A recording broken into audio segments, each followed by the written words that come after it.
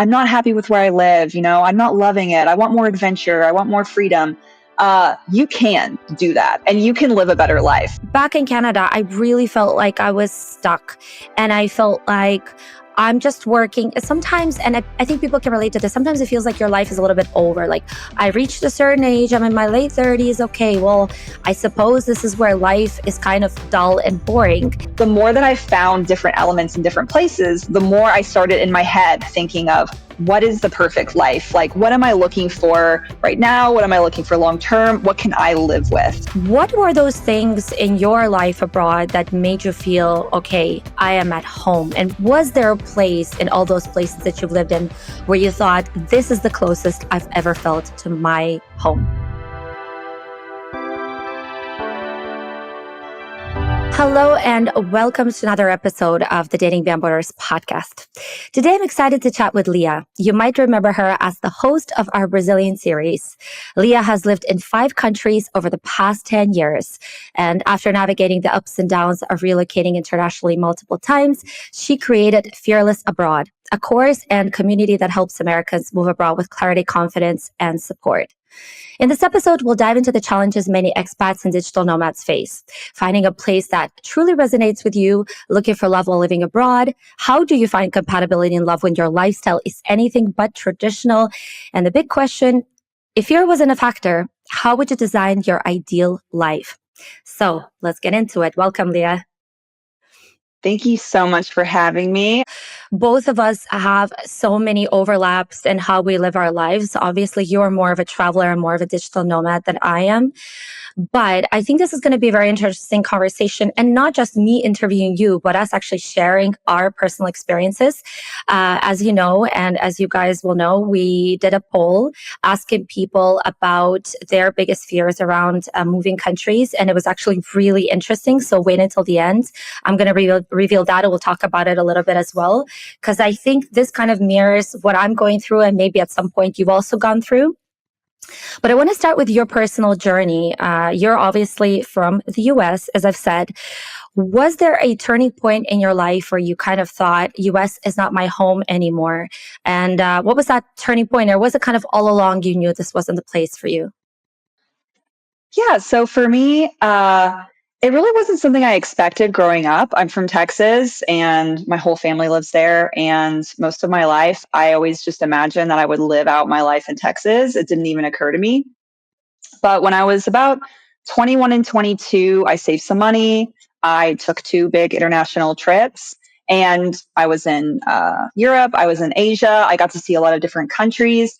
And it really lit up this spark inside of me of like, it's so exciting, like adventure, seeing new places. I saw that you can live a life in a really different way. And so after those trips, and I went back to the US and I started my life, started working that kind of 9 to 5 grind. I just really felt a little bit uninspired. And I knew there was so much more out there for me.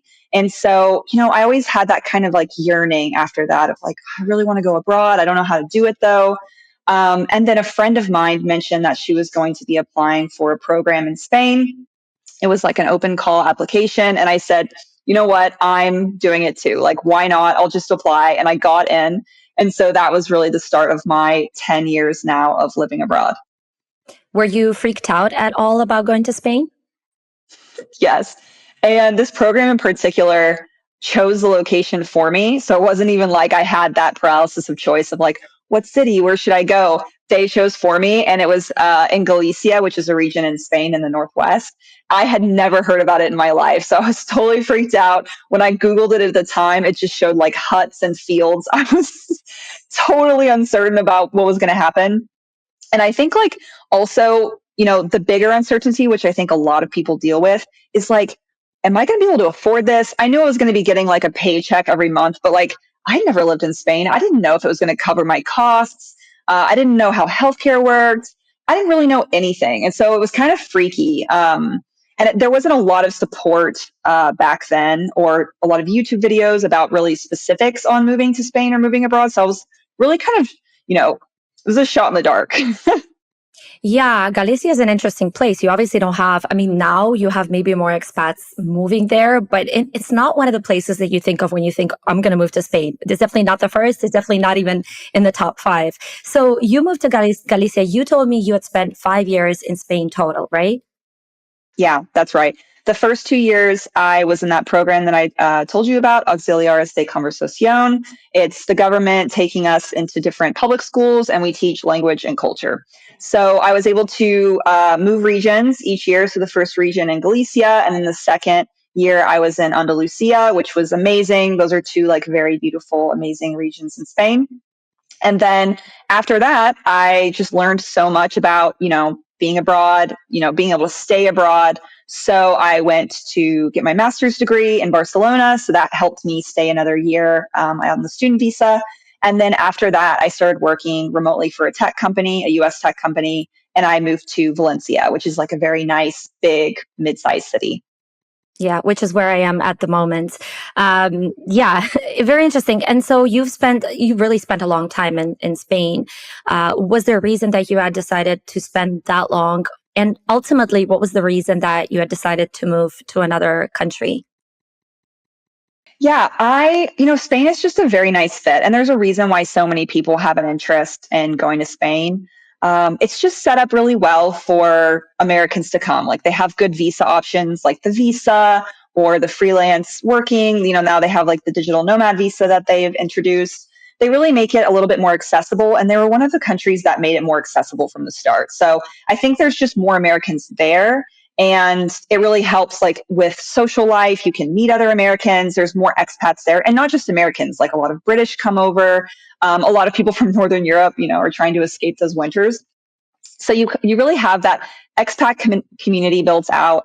And it was just a really nice lifestyle. To answer your question, like why did I stay so long? It was just really nice. Like you have that classic like slow mornings, go to the cafes, have a coffee, long dinners with your friends, really good social life, relatively good weather. So it was just easy to stay. It was like hard to come up with a reason to leave. And so I felt more at home over time. But, to answer your question of like, why did I leave? I was just feeling like the life was a little too slow for me after some time. Like it all depends on what you're looking for. But like in that phase of my life, I was really looking to expand my career, be around more kind of entrepreneurial tech ecosystems. And so I thought, you know what, this is my chance. Like, I'm going to go move to Northern Europe. So I decided to go to Germany and leave Spain. So, it was that kind of slow lifestyle that I initially loved, but made me kind of leave after 5 years. This is such an interesting conversation because I've only been in Spain for a month now, but this is, I think, my eighth or ninth time here. And I really can resonate with what you're saying in terms of how easy it is to meet people, how great my social life. Literally in 1 month, I have no social life in Canada. I feel like all I do is work. Partly it's because, I'm not going to get into it. It's because I'm largely bored and I've checked out a little bit. And we can talk about this later because I think that also resonates with a lot of people. But having come to Spain, I've made a ton of friends in just 1 month, and I can also relate to the fact that I have a harder time getting work done here. It could be, because I'm not here long term, but Spain has this. It just has this vibe, right? It's the vibe of slowness and it's the vibe of enjoying the now, but there's not really a focus on thinking long term, and it kind of, for me, I feel it as well. So I can understand why you really went from one really, to the left, to the right. Basically, you went like from one very, very slow country to Germany, which is the complete opposite of that. And so then how long did you spend in Germany? I was there for 2 years. 2 years. Okay, so you did half of that in Germany, and then after Germany, you went to Brazil, right? Yeah, after Germany, I actually spent like a year traveling around Latin America in general, bouncing around countries, trying to figure out if I could find home, Mexico, Ecuador, Colombia, Brazil, and now Argentina. So that's really where I've been so far, but I am coming back to Europe soon. So Germany, what was something that you really enjoyed about your life there, and what felt for you like this is not my home? Uh, you know, I love Germany. I still love Germany, especially Berlin. It's such a cool city. There's a reason why it has such a great reputation, especially in the summer. It's incredible. It's like a playground, you know. So many good like festivals, outdoor biking. I think, you know, in general, Northern Europe has like this reputation of like things just work. And while that might be true in some ways and not true in others, it was just nice living there because things just work. Like there's really good bike paths, you know, there was incredible healthcare. Um, you know, people, you know, have really good work ethic. There was a really great co-working space that I could go to. Like, you know, I found a really nice apartment to live in. Like things just worked. Like it was nice. Like I was able to like put a life together. And so you know, I was really happy to be there. But you know, on the flip side of that, and what people find in Northern Europe also is like the weather is so intense. And I didn't expect that to have as large of an effect on me as it did. But not having sunshine for like 6 or 7 months out of the year has a really big impact on your mental health. So that was something that, like, which sounds like very small and trivial, was enough to kind of like push me out.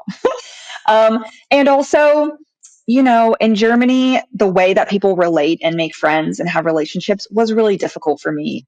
There's a kind of a coldness to it. It's a little bit difficult to connect, build long term relationships. And so I felt a little lonely. I felt a bit depressed, you know, the weather, the lack of close, warm relationships. And so those were, you know, the main reasons that I left. Yeah, it's very interesting. I actually had a conversation, and one of my good friends here lived in Berlin for 10 years, and she really struggled with dating in Berlin because Berlin is very much about fluid relationships. And she's Portuguese. She's quite conservative, and she says, "I just want a regular monogamous relationship." And in Berlin, she says, to find an actual relationship where someone just wants to date you and nobody else and commits to you, she says that was really tough for her. So that's one of the complaints. But what's really funny, because you have lived in Spain for 5 years, is that I just had a conversation with an American girl, and I asked her, I said, "Do you miss dating in the US?" And she said, "Yes." And I said, "What do you miss about dating in the US?" And she said, "I miss that there are labels, and I miss that there's like stages in dating that are more well defined. Men, put a little bit more of an effort into taking you out, and, you kind of know somehow where it's heading. Obviously, I'm simplifying it, right? Because dating nowadays is a bit of a disaster all over the world. But that was really interesting to hear. Going briefly, because I don't want to talk too much about dating, but I think it's important we mention it a little bit. Um, Speaking of Spain, I mean, was dating an issue there as well, or how was it? As far as dating abroad, I think that, you know, people are always going to feel more comfortable in their own country. They're used to the customs, they're used to the rules of the game. So going anywhere outside of that, there's always going to be a learning phase to it and a level of acceptance of like, this is how it was and this is how it is now. So yes, I think dating in the US probably more comfortable for me and other Americans, but I think it can be exciting for anybody to leave the country and have a little bit of variety, you know? I think a lot of people have that fantasy of just like, oh, I would love to date an Italian or something like this. And I would say, like, go for it, you know? um, I think, you know, relating back to that, I think just the rules of the game, what was hard for me going to Spain or going to Germany or anywhere. It's just figuring out how do people date, what's normal, what's not normal. You know, just to give you an example of like in the US or especially in Texas, it's relatively normal to like approach someone, a woman or a man. You can go up to somebody at a bar and say, hey, and it's not crazy. It can be casual, it can be flirty.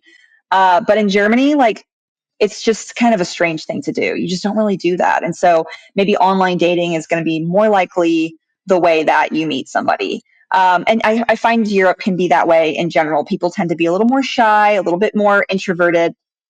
So like just getting used to that, how people approach each other, you know, how they like relate, who pays on the date, obviously a hot topic always in your content, but kind of knowing what's normal. So those things were an adjustment for me.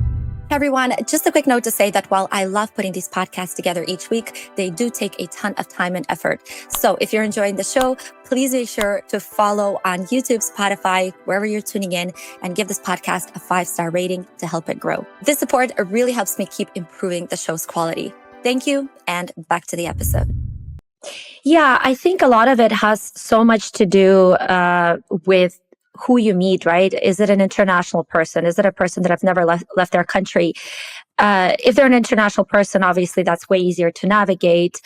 You know this also from experience, but I think in general, when you're in a new country with some very specific cultural nuances, that can be really complicated. I'm a strong believer that you can find your person anywhere in the world. You know, it just has to work. It has to be a click. But I also believe that certain cultures have a harder time making it work if they come from very, contrasting value systems. One is more family oriented, one is more individualistic, one is more punctual, one is whatever. The list goes on and on. Some are more, some are harder to navigate than others. But I want to talk a little bit about dating in a second but not really from the cultural standpoint, more from finding love while you have this really, really complicated alternative kind of lifestyle. But I have a question for you. And that is because I think today's theme is more of like finding your home, which is like a really painful topic for me. It's something that I'm currently navigating. I don't know if people know this about me or not. It's something that you're currently navigating. You're in Argentina and you're now going to France, basically also bouncing around the world in search for home.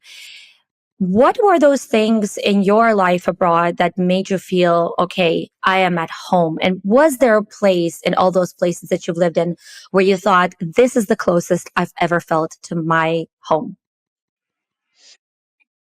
The short answer is like the country I lived in that felt most like home, Spain. The one that was a little bit more difficult for me to adjust to, probably Germany, for the reasons that we described before. But the longer answer is I don't think that any place is ever going to feel 100% like home to me besides Texas, because, I'm from Texas. I'm proud to be a Texan. But there's always going to be a level in a new place of just like things don't always click. Like there's some things that I love about it, some things that are going to be a little bit harder of an adjustment. So, for me, home is something that I've had to create for myself. And I think it can be hard to choose a place just based on what having traveled there or what you've heard about it. So I just would recommend people try it out and see. And don't make any like real serious commitments to it. I mean, I know that you and I have discussed this. We're both looking for our place. And I know a lot of your listeners have now said they want to move abroad and they don't know where. And that's something that I hear a lot from people. It's like, I want to move abroad. I have no idea where. And so, there's so many options out there, but I would say like, go for it 100%, do it. And don't put too much pressure on the place. Because the first place you end up might not be the last place you end up. Like, I'm not in Galicia anymore. I love it there, but I'm not there anymore.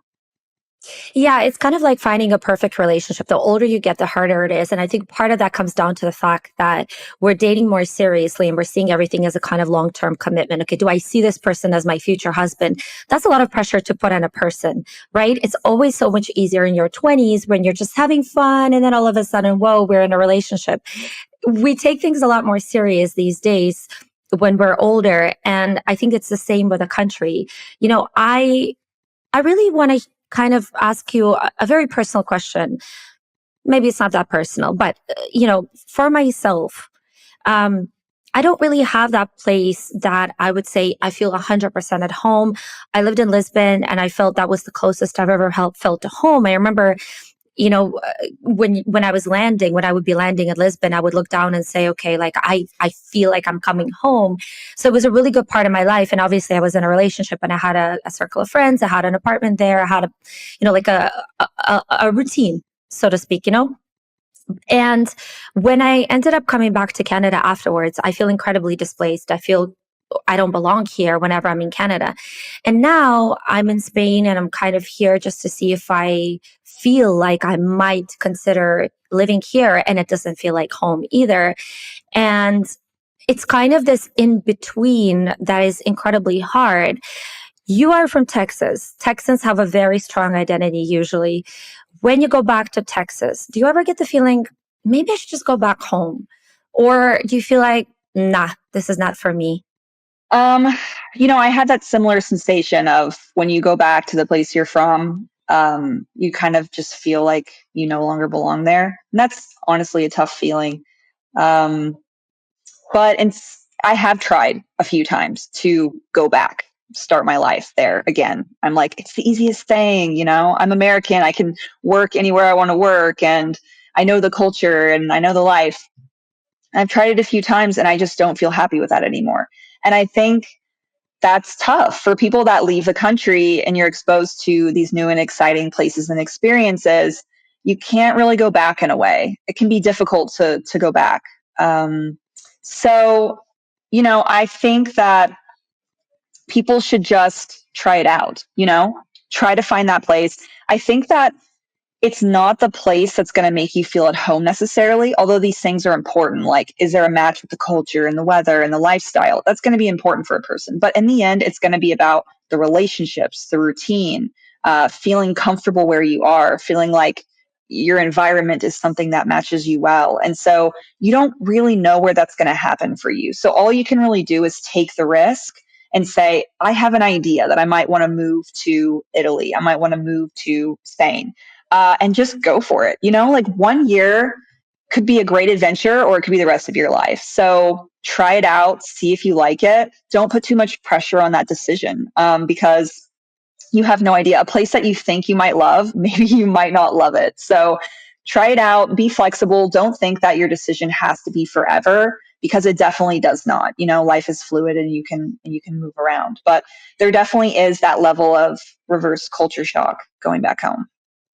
Yeah, it's such an interesting feeling, right? Because you come back and you feel like I've outgrown this. I feel like it's and it's I think sometimes genuinely I'm a little bit envious of people who have spent their whole lives in a city and they love it so much and they don't really see a need to venture abroad. And I think maybe it's a type of personality or it's a type of person that is just okay with what they've got. There are people that are satisfiers and they're maximizers. And maximizers are people that are constantly looking for something better, better, better. If you're that type of person, it can be really hard to settle with just okay. And it's also, as you said, it's how you feel in a place. It's also the relationships you build. I feel like in Canada, I could have a million friends if I wanted to. But I think the other problem is that in certain places, if you feel like you've outgrown the place, you feel like I'm just not excited to be here. I'm just, they're inviting me to this bar. I don't care about going to this bar. And what am I even doing here? And I think when you work remotely, there's even more of a sense of what am I doing here? There's not really anything holding me here. There's not a job. There's not, if you don't have a partner, then why am I even here? But I think the problem is that could be in any place that you go to, right? Like, if I now move to Spain, what do I actually have here? Just the willingness and the interest to explore it for myself. I think with a lot of people, they come somewhere, there's something off, someone breaks up with them, and all of a sudden they think, okay, this is not the place for me. And then they move to the next place. And so it's a vicious circle that is really, really hard to break because when there's nothing, when there's no roots, when there's nothing holding you here, how, how do you build a home somewhere? Yeah, it's tough. And I definitely have those experiences where I'm like, especially winter, I'm like, oh, it's freezing. I don't have to be here. I work remote. I can be wherever I want to be. Like, what am I doing here? Especially in winter. Uh, I think it's going to be depending on the person, right? Like there's levels, like the digital nomad life, those people can choose where they want to be, when they want to be there. And there is such a paralysis of choice for those kinds of people. It's me and you. That's how it is for us right now. It's just like, how do you settle? How do you choose to settle? How do you feel at home? How do you stay in one place? I do feel envious of those people that have a little bit more roots. I mean, there's people that are gonna go abroad who do have those roots though. Like for instance, they're studying abroad, so they're in one city, or they get a job abroad and they're in one city, or maybe they move for marriage or love, so they're going to be in one city. So you can live abroad and still have that like rootedness. But then also what you're talking about is like people who just come from a place and they stay there their whole life and they feel happy with that. Like that's amazing. Like I'm happy for those people. Like I in some ways wish that I had that in me. I don't. I'm adventurous. I like to move around. I like variety. So I'm definitely attracted to those kinds of people. A lot of my friends are like that. They're very rooted. I like to spend time with people like that. So how do you create a home? You know, for me, I move around so much. I become like kind of an expert in this, like creating those fast homes. You know, like how fast can I feel at home? I I start simple, like kitchen stuff. Like I get a good pan, for like cooking, and I have a kitchen that's like enough space to cook and like cook things that I really feel comfortable with. I watch comfort shows. I have a comfortable bed. Like that's like the baseline. A nice place to work. Like that creates for me this kind of like routine in life where I feel comfortable where I'm at, and then I expand from that. I'm social. So I like to go out, I like to meet people, and I try to build relationships really fast, as fast as I can. It's like, fast friends. Like, and I try to create a social life and a feeling of like I belong in the city. And so then it all starts to kind of like roll up into a life that I feel happy with. But probably that little thing inside of me of like, I don't need to be here might always be there. And that's tough. It's hard to like not listen to that little voice, like escape the winter. Yeah, and I think you can relate to this because right now it's almost winter time in Argentina, and part of the reason that you're also being driven to get out and go to Europe is because it's spring somewhere else, it's summer somewhere else, and I get it. The reason I say I'm envious, and the reason we maybe both are envious of people that have roots, is because maybe they have been moved to work in Sweden, and maybe Sweden is not the most ideal place to be in the winter, but they have found ways and little things that they really enjoy about Sweden. Whereas, and I think there's something really cool about that, where you're like, you really have to actively try to find things that you really like about a place. But someone who works remotely is not going to go through the pain of doing that because there is no need. They can just up and leave to a better place, which is, I don't want to point fingers to you, but basically that's kind of in the position where you're at. Like you love Argentina, but right now it's not the most ideal place. And there are a few, if you had a job in Argentina, you would have made it work. You would have found amazing, you would have continued your life there if you had something really, really holding you in place. And you would have found ways to enjoy it in the winter as well. Right. So it's interesting because I think, unfortunately, as digital nomads, we're going to sound really incredibly privileged and arrogant, but we want the best of everything. We want spring and summer in Europe. We want winter in Latin America or Southeast Asia. And, and like I meet people here, like one of my good friends here, she's Portuguese, but she's also remote. And she says, yeah, I really want to move to Spain. I don't want to go back she's from Madeira. I don't want to go back to Madeira. But as soon as I settle in Valencia, I would love to go to Bali. And I'm saying to her, listen, why don't you just settle in one place instead of thinking about next step, So it's always like, I want to enjoy this as much as I possibly can. And I won't settle for anything else because why should I? There's nothing holding me here. There's no need for me to really commit to the miserable winter if I don't have to. And so a lot of people might listen to our podcast or watch our podcast and say, oh my God, you're so privileged. What a ridiculous conversation. I barely have enough money to even travel. And I understand where they're coming from. But I think there's something really unhappy about having that, as you said, paralysis of choice, where it's so hard to find a place that feels like home, where you never really feel 100% home, right? Yeah, absolutely. But you know what? Beyond the privilege and, that kind of paralysis of choice that we're experiencing, I hope that we can be an inspiration to show people that you can design your life. Like, there's going to be a lot of people in your audience who are like, I want to move to my first country, my first foreign country. I'm not happy with where I live. I'm not loving it. I want more adventure. I want more freedom. You can do that and you can live a better life. Like, if you want to escape the winter in Canada, do it. Like, if you want to have better public transportation, better healthcare, better whatever, go for it. Like, you can do that. And you and I are on that extreme end of the spectrum right now of like, we can do it seasonally. But I think that because we're doing that, we can explain to people how to do it, even just that first step. And I think we can be that inspiration to people to make the move and show them like that their perfect life could be possible, you know? Yeah, I don't know. And I think this is really a North American mentality in the sense that people often talk about what they would love to do. I would love to go to Spain. I would love to go to Italy. But it's always said with a sense of, but that's not possible until I retire, or I wish I could do what you're doing, but they don't do it for XYZ because they have to pay the bills. I completely understand it, but I think a lot of people, they create excuses in their head as well for why they cannot live the life they want to live because they're scared.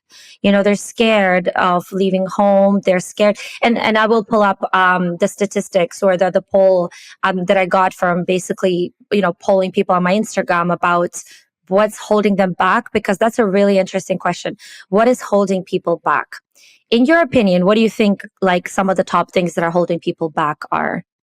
One thing that has surprised me is choosing the destination. And that's kind of, on topic with what we're discussing. I didn't expect it to be that. But it's interesting because you and I are both struggling with it. So I don't know why I didn't expect it to be that. But it's choosing the destination. I guess it's just like there's a big world out there. How do you know what you're going to like? How do you know what's going to click for you? Um, but realistically, as an American, I know that this is the biggest concern. It's like, how are you going to pay for it? What, I'm not a digital nomad. I don't work in tech. Like, I can't move abroad. So I think those two are, like hot topics, especially the money and the work one, because that then leads to the visa thing. Those are all kind of connected. Yeah. So when I polled people, 63% of the people said that they don't like where they live, and only 18% said that they are okay with it. And if you had a choice, would you prefer to live somewhere else? 80% said yes, which is, I suppose that that's not that surprising considering I focus on cultural differences, right? And what wasn't a surprise for me was that 40, like, I think the top answer was, I don't know where I want to go. A lot of people kind of said, oh, I would like to basically kind of the answers along of what I actually personally would want. So I really resonated. It was like, I would like to live somewhere, close to the city, close to the nature, but somewhere a little bit tropical, but not so, you know. And then the second answer of where they would want to move was Spain, then Southern Europe, Italy. Then we had the Netherlands, the Nordics, Germany, UK. A lot of these were like European destinations. So majority were European. Again, I'm not surprised because a lot of my content is European. So that could be just that, you know, because of that. But the really kind of sad thing is like the reasons for holding people back. And by the way, I'm going to link to this poll if you guys want to see the full poll. But what was interesting is what was holding people back. And a lot of it was work and money related. That was the number one. But the second was family. And I found that really sad because some of the answers were my aging mom, my mom is sick. I have a husband and he doesn't really, or like a partner situation where somebody wasn't willing to move, or they didn't speak the language, or they were holding this person back, or the kids. So a lot of it, what had to do with family actually. And I can really, really relate to that personally because like I have a very close relationship to my mom. And when you have aging parents, it's really hard to leave them behind and just move to another country. And also it can be quite lonely being in a new place without your family or without anyone close to you. Have you ever felt that kind of loneliness of being in a new place and feeling like I kind of just want to go home? I've definitely felt loneliness for sure, and disconnection. I'm close to my family. I'm also close to my mom, and sometimes it can be tough. Like, I think the hardest part is in the tough moments, like when I'm sick, like I have the flu or something, and I'm just like, oh my gosh, I have got nobody nearby. you know, like that can be kind of overwhelming. Um, I'm not sure if I've ever had a moment where I'm like, I want to go back. And maybe it's just because of my own personality and just being very decisive in my choices. But I've always felt like, yes, this is really hard, but this is my life now. This is what I'm choosing. No matter where I am, I'm like, no, I really thought this through and I'm happy that I'm here. So I think that, well, I would challenge people to just, try to go beyond that fear. There are so many things that stop people. And it's really interesting to hear those top ones. There's also like, confusion about visa, but also, I know people who don't move because they own too many things. And maybe that's just like an American thing, but like they collect books or they're a musician and they collect guitars. And like that's something that keeps them there. And that makes sense. Everybody has like different things that they care about. And there's all these different parts of the process that stop people. And they say, I would love to move abroad, but I can't. And I think that it can be really difficult to get customized advice for all of those things. Like you go on YouTube and you try to like, listen to content but it's just like very much piecing things together. And I think that it stops people from taking that leap because they don't have that guide, that person who's like right there with them. That's like answering that specific question of like, I have an aging mother who I don't want to leave behind.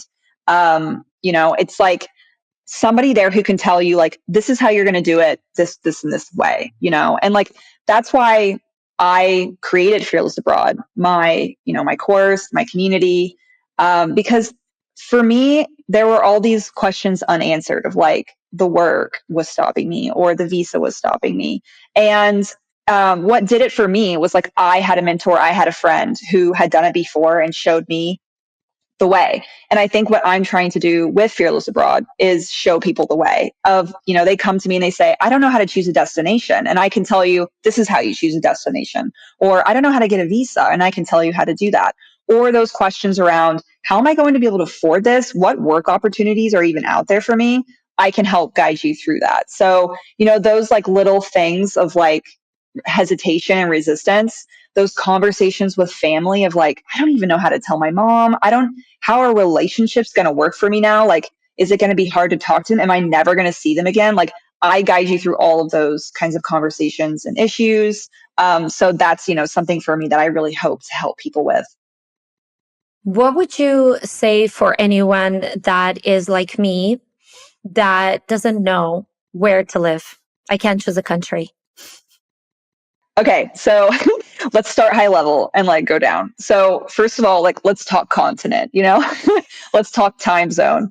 That's huge. And I think people don't always think about it enough. So like Europe can be a nice, easy choice because you have like that 6, 7, 8 hour difference that allows you to still be able to kind of comfortably talk to your friends and family. There's some adjustment there. And not only that, but also work. So, like, if you work for a US company remotely, you might still be able to make that work in Europe with just a few hours of an adjusted schedule. And so that can be like a really good, easy choice. Even easier, Latin America. Like, you're not even going to be probably changing time zones from the US hardly at all. So, like, you could maybe work for a US company. You can easily talk to your friends and family. Asia, that's going to be a whole different story. You're going to be like, opposite time zone. They're going to be asleep, you're going to be awake. And so if you want that adventure, go for it. But like you need to be aware that like that choice is going to be something a lot more extreme. Like Bali sounds amazing, but like does Bali suit your lifestyle? So like that's like first level, like choose your continent. And then down from there, I would say, let's talk money. Like, what's your work situation? Do you work remotely and can you work anywhere? Are you looking for a job? What's your money situation? That's really going to dictate where you can go. Because if you don't have a job and you're like, I don't know how I'm going to make money abroad, you can get a job abroad. Germany, for example, is a country that hires a lot of foreigners. So if you want to move to Germany, you can get a job there. France also, I've had multiple job interviews there in the past, just on my own American passport. So there's a lot of countries that will hire you. So like first you have to think through of like income, like what's my job? What's my, interest? If you are willing and like teaching English can be an amazing way to travel the world and live anywhere you want. So like, first level is continent, second level is like income, third level is visa. So like once you have your like income figured out of like, then it's what visas are available and where can I actually go realistically with my income and the type of job that I'm looking at. So like that's the next level. Then that lower level is the logistics of do I like the lifestyle? Do I like the weather? Do I like the culture? Do I like the dating? Those sorts of things should be that like last tier. And I think it's funny because a lot of people think of it, I think backwards. They're first thinking of like, I want to date an Italian, or or the weather's bad there, and it's like, yes, but you might just find yourself spinning in circles, or you might choose a place and then be like, wait, I can't like realistically move there, that's not allowed. So you don't want that. So I would say go in that order, start doing your little research, and you might be surprised like what you find out. Yeah, that's great advice because I'm one of those people who you had referred to as choosing lifestyle first. And I think a lot of people and a lot of Americans, they tend to idealize countries like Italy. Oh, Italy, if I could just drink Prosecco in Italy. Well, Italy doesn't have a very great visa process. And Italy actually has it's a very bureaucratic country. And, there are a lot of things that you might actually not enjoy once you're in Italy. Italy is one of those countries that is great for vacation. But when you go on a 2-week vacation to the Amalfi Coast, that doesn't guarantee that you're going to have a great time living in Italy. So I agree, because there are certain countries, and from that list that we saw, people really love Southern Europe. And I completely understand why, and I'm one of those people. But uh, are you looking for a job in this country? Because the salary in Spain is around 1,000 to 1,300 euros. Can you survive on this money? Or, I mean, if you're remote, then of course you have a lot more options. But yeah, and another question that I have for you is that, do you think that certain personalities are better for certain countries? And I think I mean, I know the answer to this question, but I would love to hear what you think. Yeah, it's funny because this is like all of the content that you do, of like specific in the field questions.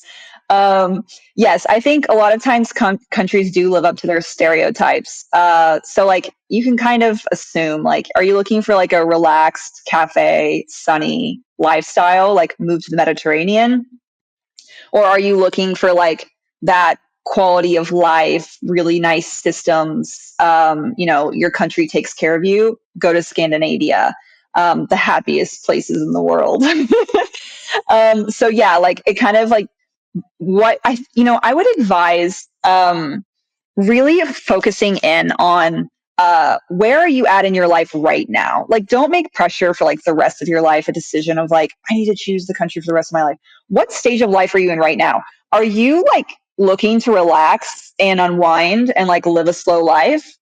Sure, go to Southern Europe. But are you like in a career heavy, life where you want to like network and make lots of money, like maybe don't go to Southern Europe. I think it kind of depends on where you are at in your life. Depending on that, like you are going to feel happier in certain countries and certain times. And so I think that, yes, like you said, people get ideas about places because they've been there on vacation. I'm guilty of it. A vacation country is like so different than like the real life, going there and living there the day to day. It's really different.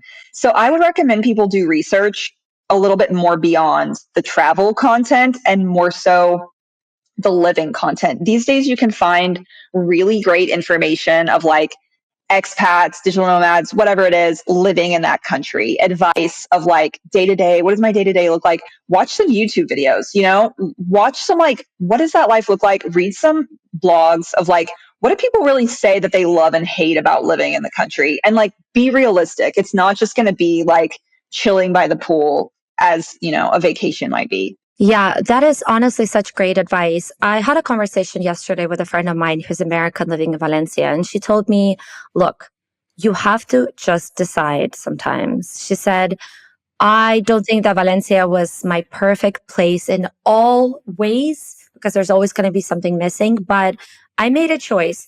And as soon as I made that choice, I started seeing all the really positive things in the city. And so she said, I got a lease, but she got like a 5-year lease, which is, I think, a little bit, I would be nervous to sign a 5-year lease, but she's very much like a go getter, this girl. And so she chose the place and she went with it. And I think in a lot of ways, this is for me reminiscent of arranged marriages.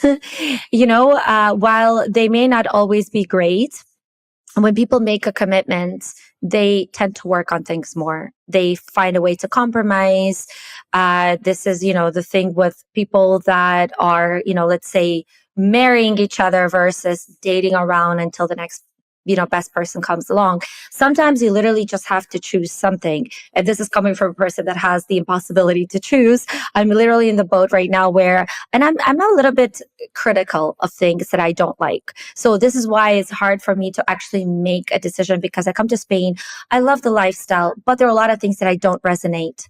And those are the things that are stopping me, or maybe they're excuses. So I think, I always talk about wanting to live in Southern Europe. And when it comes down to it, actually finding a place to settle down is tricky. And I also I think for people, they also kind of need to understand, first of all, what kind of lifestyle or what kind of life they really want. So I feel like a lot of people don't even know. They're kind of just letting the current take them wherever it wants to take them. And then they, wake up and think, why did I end up here? People like to complain, but they don't actually open their eyes and say, okay, what do I want to do in 5 years? How do I see my lifestyle? Is it, as you said, is this a slower lifestyle? Do I want to be, drinking wine in my backyard? Or do I want to be in a busier city, being more productive? That will determine, first of all, where you want to be. And then the second thing is people need to act. A lot of people think that if they close their eyes and they make a focus board, they're just going to wish for things to happen, that somehow it's all going to fall into their lap. Well, the thing is, visualization is wonderful, but you need to do something about it. All the wonderful athletes, all the successful athletes, they visualize, but then they actually go through the practice. They don't just sit around visualizing. So a lot of people, they're thinking, oh, I'm just going to think about my ideal life and then that's going to happen. Yeah, make a move. Obviously, do something. At least, find out about the visa process. Go somewhere. Stay there for a couple of months. See how you like it. See how you feel there. Maybe the whole thing about living in Southern Europe was just a vision in your head, and maybe you don't actually want to go through with it. Maybe it's not something you actually want. Maybe because everybody's talking about moving to Lisbon, you think it's something that I want to do, but maybe you don't actually want to do it. So, yeah, I think that's where a lot of people are lacking. Yeah, absolutely. And it is that action that I think a lot of people hesitate on. And that's why I created Fearless Abroad. It's like a step by step in order, which I think has been really helpful to me in other parts of my life. It's like sometimes you just need somebody to lay it out for you. Like in what order, how do I do this? Like just tell me what to do. And that's for me why I created it. It's like day 1, day 2, like in 30 days, you're ready to like move. You're ready to go, which is awesome because I think it really helps people who have that like, oh, I probably should book a flight, but I'm waiting, but I don't know what I'm waiting for. Like, or, like, oh, I really want to tell my parents I'm doing this, but like, I'm scared, like it really like pushes you to like get over those obstacles, which I think can be really, really helpful, but it still allows you to do it on your own timeline because obviously some people aren't going to be ready in 30 days. Some people might take 3 months. So it just gives you that like step by step, and then like meeting with me once a week to be able to ask me like questions and then have a community of other people who are also making the leap. I think sometimes that's all it takes is just like other people around to be brave and tell you can do it, and then like that are going through the same thing as you. So that's why I like put this together so that other people can do what I've done and live an amazing life. Like as much as you and I say like, oh, it's hard to have a paralysis of choice and we don't know where we're going, like the reality is like you and I have lived an incredible life, an incredible full life. We've been all over the world. We've had amazing experiences. We've interacted with new cultures. And not only like the fun of it, but like our knowledge increases of the world, like political systems, like history, geography, like all of these things come alive when you go around the world. And and you probably too, am a more well-rounded person because of it. So like, I think moving abroad is great for anybody. Like if you're only going to do it for 3 months, great. Like if you want to do it the rest of your life, go for it. Like I want to inspire people to do it. And as much as there is that kind of like conflict of, adjusting to a new culture or not knowing where to choose, like just choose a place. Like I can help you, but also just choose a place and then adjust, like just, life moves and like it doesn't always have to be like the perfect choice right off the bat. Yeah, one really great advice that I heard from a podcast, it was Diary of the CEO. And this woman, I forgot her name, but she said, the best advice is movement. whenever you move, whenever you stop overthinking and you actually make a decision, even if it's the wrong one, although who is to say what's the right and what's the wrong decision? But from that decision, you begin to feel more confident in making other decisions. You can always backtrack, you can make a new decision, but you're in movement. As soon as you're in movement motion, things just start going, you know? The more you sit without action, the more you're going to continue sitting, because every little thing now seems to you terrifying. You know, so I think that's great advice. And literally, just pick a place, because it's not the end of the world if this is not your place. You can always switch locations. You're not supposed to, you know, no one's telling you that you have to die in that place. Like, just, you know, you can always make another decision. But then, you know, moving to that place, you're going to realize, okay, this is what works. This is what doesn't work for me. Where else can I go? Maybe you meet somebody there. Maybe you're going to meet the love of your life there. Who knows, right? Speaking of love, uh, you know, as someone who moves around so much, there's kind of the difficulty of finding someone who, you know, it's kind of tricky, because personally, and I would love to hear how you feel about it, but personally, for me, it's difficult to find someone who kind of has the same lifestyle. I'm not a digital nomad. I would never call myself a digital nomad. Although, to be fair, like, I do move around quite a bit. And so I've noticed that for me, while I don't want to date somebody who's like a full on digital nomad, like Bali today, you know, Maldives tomorrow, Thailand next week. No, I don't want that. However, the opposite of that also doesn't really work, because I don't want to be just in one place, you know, the entire time. And I've dated someone who just wanted to be in Toronto. He didn't want to leave. And I realized that I felt like I was withering away a little bit, because that's not how I saw my life. And a really great quote is, you can't carpool with someone that you're going in different directions with.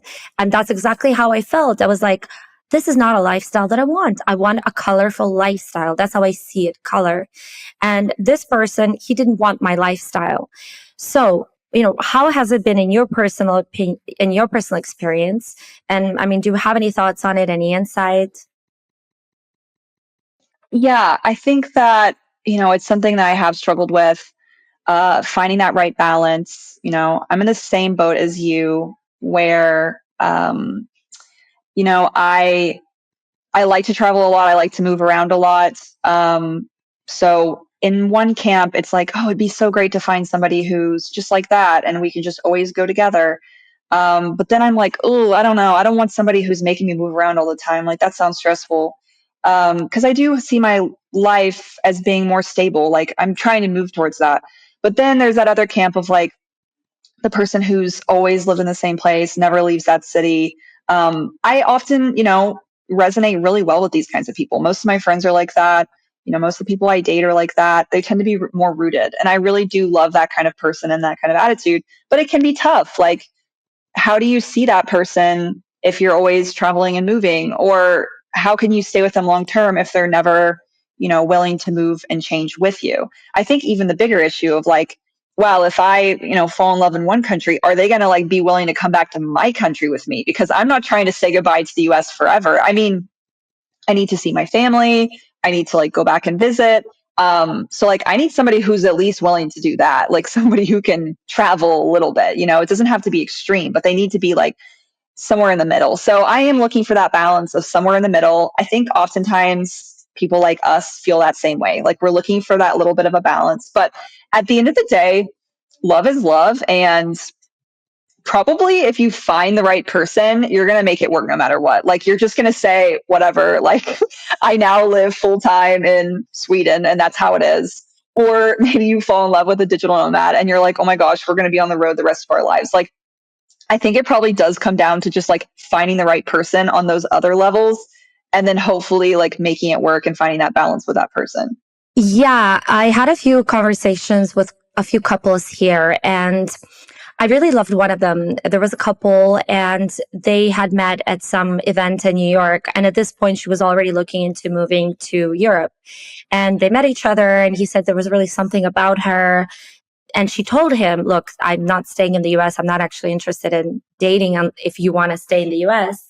And he ended up moving with her to Spain, and now they're living together. And he got on board because he felt she was really special. And I think he was also open to the idea, because obviously if he wasn't, you know, he wouldn't have made that leap. But I think it is possible. I know quite of a few instances like this where people were more internationally minded. They weren't full on digital nomads, but they met each other and then they talked and they said, look, I would love this kind of lifestyle and this lifestyle matches. So let's try to make it work somewhere else. And I do believe in that. I try to believe in that because I don't think it has to be either or, that someone's completely tied to their home or they're constantly moving. I think it could be something in the middle if you find the right person. Um, a question for you. Do you think that people, and I suppose maybe I'm more of a person that should be answering these questions because I'm more of a dating related person, but I want to get your opinion on this. I mean, if people are dating in their country and it's not going well, do you think they should pick up and they should travel somewhere else and try the dating scene there? Yeah, I mean, if you're open minded and willing to go outside of your comfort zone, like we kind of talked about before, of like dating outside of your country is always going to take some adjustment. I would definitely recommend it. Why not? Adds a little bit of a spice, adds a little bit of variety, makes things a little exciting. So I would definitely say yes, go for it. People tend to have like their ideas of what attraction looks like. So maybe, you know, you're really into dating someone who's Asian. Maybe you're really into dating somebody who's European. Like, I think a lot of people have these like internal things they think about, like, oh, it'd be amazing someday if I could do that. So, like, sure, go to that country, check it out, like, look for it. You never really know what you're going to find. Like, some people are successful in it, but you never really know if you're going to find love or not. Hmm. Do you feel like finding a relationship makes the place feel like home? I think that it can, but it can't be everything because that's a lot of pressure to put on one person to be the entire reason that you're staying in a place. I think that it can definitely help, but at the end of the day, you're still going to have a comfortable like lifestyle and a good culture fit and you know, a routine, like a reason that you feel happy to be there, and also hopefully a larger social circle. And then the partner should just be like an additional great thing. Do you think that your your idea of the perfect life has changed since you have started living in all these different countries? Yeah. So you know, it's funny. I when I moved abroad, my idea was never I want to build a perfect life or I want a better life. Like I wasn't trying to design my life at that time. And I think probably a lot of people in your audience might feel similarly. Like they're probably just looking for adventure and excitement and variety. They're probably just like that looks cool. You know, like they see it on Instagram and they're like I want to do that. Or maybe they've traveled before and they're like that was cool. I'd like to stay longer. I think most people are coming from a perspective of I want something cool and exciting, and that's how I was to begin with. Um, you know, but like as I moved abroad and moved different places, I started to see different elements of each place, and there's a comparing and contrasting that goes on, and like you're experiencing that. And that paralysis of choice. Like the more that I found different elements in different places, the more I started in my head thinking of what is the perfect life? Like, what am I looking for right now? What am I looking for long term? What can I live with? So, the more that you experience in life, the more that you see, it really shows you that you can kind of like put things together in a way that makes you happier than just staying stuck in that small town in Canada or the US and feeling like life is small. Now you are right in the midst of moving to France from Argentina. How do you feel about this? I feel scared and it's kind of fun because I feel like I'm in the place. I've been in the place the last couple of weeks that you know, I'm hoping to attract. Like for my Fearless Abroad course and community, they're all experiencing that, you know, those issues of like, how do you choose a place? You know, what's the visa? You know, how does it work? You know, relocating, packing, downsizing. I'm experiencing all of that right now. Like it's all just like happening, and it's cool because it's like really bringing it all front of minds, like for me all of a sudden. And it's cool because I like went through a period of like, where should I move? Because like I'm ready to leave Argentina. So I was like doing all that exploratory research, and it was kind of exciting to like be able to relate back to, all the things that I've been through in the past. I'm incredibly sad about leaving Argentina. I just had to say goodbye to my friends and my plants yesterday, and I'm currently packing, and things are just getting really weird. So it's super sad. But I'm also excited about a new adventure, a new place, a brand new life, like starting all over again. And there are those like logistical stresses of like, I got to book my flight, I got to book my accommodation, like all those things. But I think the thing that like I keep going back to is just like imagining myself like at a cafe, having a coffee, walking around. I'm really like imagining myself riding a bicycle around France. Like, I don't know what it is about France that makes me want to ride a bicycle, but I think that's the thing that's like grounding me. It's like all of this is scary and weird, but like I'm going to be riding a bicycle in France soon. Yeah, I think that's a really positive thing to keep in mind for anyone that is freaking out. To imagine something that you could be doing in that place. On a sad note, though, saying goodbye to people is tough. You make friends in so many different countries, and then everyone is spread out around the world, which, and now in this day and age, I think we can see each other around the world, especially if it's an international person and they travel more. Like, I have a friend, we met in Buenos Aires in a hostel, and we never lived in the same city for 10 years that I've known her. And yet I see her every single year in a new place. Like right now, she just visited me in Valencia, where she lives in Barcelona. We're going to go to Madrid together. Last year, I think it was Hungary. The year before it was Poland. And so we make it, it's not even something that we decide, it just happens. But while it's very sad for me, here I've made very good friends as well in a month. I mean, I don't know if you can make a good friend in a month, but whenever you travel, things, as you said, you make friends fast. Things are amplified. It's like a vacation romance. It's just quicker. There's the same here. We don't have our routines here. We don't have our families here. We're all expats. So we kind of latch onto each other for everything, really, And so it's really, really tough. Like a friend I made here, she's saying, please stay in Valencia, like stay. She's also thinking about staying. She's like, you should also stay. All the things that we could be doing, let's just, do it together. And I'm really, it's so great when you make really good friends, and it's not so easy to make friends in your 30s. But I find that, and this is something also that is really important for people to know, because I see this on TikTok and people complaining and saying, oh, it's impossible to make friends in your 30s, or, oh, no one's going out, I'm at home all the time, nobody wants to hang out in your country. But if you go abroad, this might change. Back in Canada, I really felt like I was stuck, and I felt like I'm just working sometimes. And I think people can relate to this. Sometimes it feels like your life is a little bit over. Like, I reached a certain age. I'm in my late 30s. Okay, well, I suppose this is where life is kind of dull and boring. And then fast forward to being here. I'm at festivals. I'm hiking. I'm going to all these things. And I think, but my life looks completely different. And so I don't think that just because you're in your mid 30s or your late 30s or early 40s or your late 40s or your 50s or your 60s, that you're supposed to be stuck in a situation or in a lifestyle that you don't enjoy. I think TikTok is propagating this and saying, well, this is normal. No, it's not. It's potentially normal for where you live in your country, but it can change. And you can make it so you can move to another country and you can create a completely different life for yourself. And I think that's what people don't realize.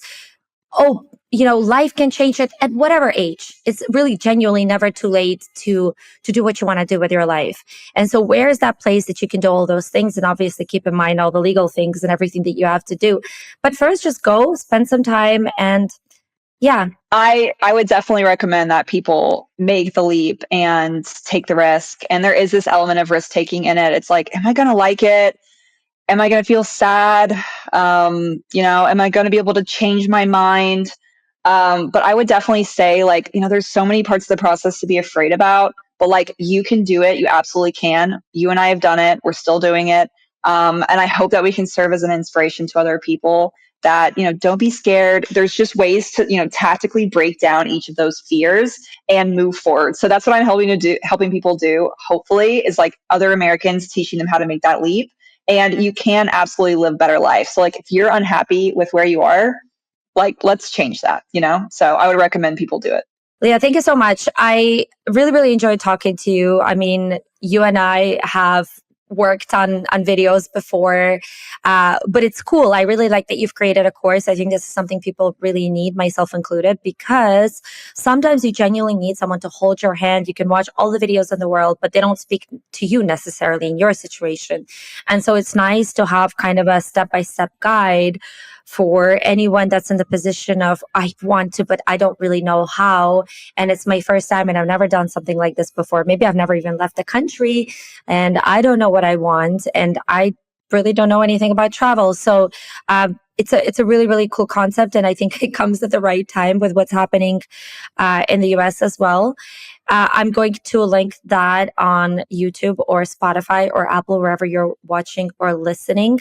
And yeah, if you guys have any questions to Leah about moving abroad, leave them here and she will take a look and let you guys know. And of course, yeah, check out our course. Thank you so much. Yeah, absolutely.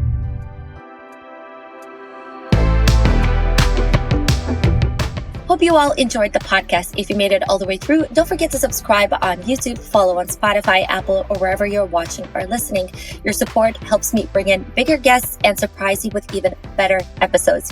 Until next time.